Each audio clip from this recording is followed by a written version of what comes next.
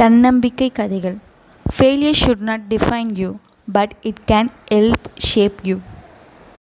ஒரு கம்ப்யூட்டர் நிறுவனத்தில் தரை துடைக்கிற வேலைக்காக ராமு என்பவர் அப்ளை பண்ணியிருந்தார். அவரும் இன்டர்வியூக்கு போயிருந்தார். இன்டர்வியூவில் அவரை தரை துடைச்சி காட்டும்படி கேட்டாங்க. அவரும் தரை துடைச்சி காமிச்சார். அடுத்து ஒரு சின்ன இன்டர்வியூ எடுத்தாங்க.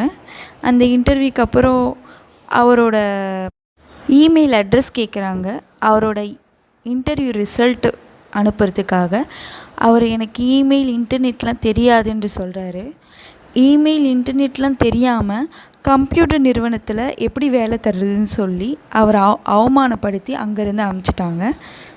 வேலை இல்லாமல் அடுத்து என்ன செய்வது என்று யோசித்த ராமு கையில் 10 ரூபா இருந்துச்சு. அந்த 10 ரூபாவை எடுத்துகிட்டு பக்கத்தில் ஒரு மார்க்கெட்டுக்கிட்ட போனார். அங்கே 10 ரூபாய்க்கு நிறைய வெங்காயங்களை வாங்கி அதை பக்கத்தில் இருக்க குடியிருப்புகளுக்கெல்லாம் போய் அந்த வெங்காயத்தை விற்றார். அதிலிருந்து அவருக்கு 10 ரூபா லாபம் வந்துச்சு. மீண்டும் அந்த லாபத்தோடு சேர்த்து 20 ரூபாய்க்கு வெங்காயம் வாங்கினார். மீண்டும் பக்கத்தில் இருக்க குடியிருப்புக்கெல்லாம் விற்று மீண்டும் லாபம் பெற்றார்.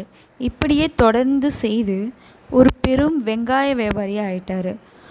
சில நாட்களுக்கு பிறகு இவர் பெரிய வியாபாரியான பிறகு சில பேங்க் ஊழியர்கள் தான் வேலை செய்கிற பேங்க்கில் அக்கௌண்ட் ஓப்பன் பண்ணி கொள்ளும்படி கேட்க வராங்க.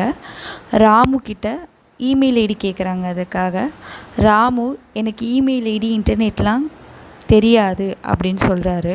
இந்த காலத்தில் இமெயில் ஐடி இன்டர்நெட்லாம் இல்லாமல் எவ்வளோ பெரிய ஆளாக இருக்கீங்க. இமெயில் ஐடி இன்டர்நெட்டில் தெரிஞ்சிருந்தா நீங்கள் எவ்வளோ பெரிய ஆளாக இருப்பீங்க என்று ஆச்சரியமாக கேட்குறாங்க.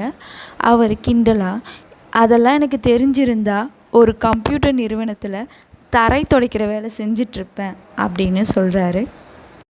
Moral of the story, நீதிமொழி.